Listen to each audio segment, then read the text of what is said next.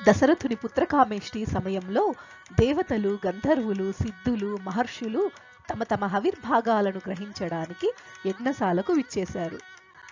వారు బ్రహ్మదేవునితో, ఓ బ్రహ్మదేవ, మీరు ప్రసాదించిన వరప్రభావం చేత రావణాసురుడు తన పరాక్రమంతో మమ్మల్ని బాధిస్తున్నాడు.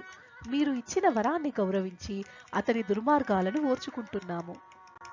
రావణుడు వరగర్వంతో ముల్లోకాలను, ఇంద్రుడిని బాధిస్తూ, దిక్పాలకులను ద్వేషిస్తూ, ఋషులను, గంధర్వులను, యక్షులను, బ్రాహ్మణులను హింసిస్తున్నాడు.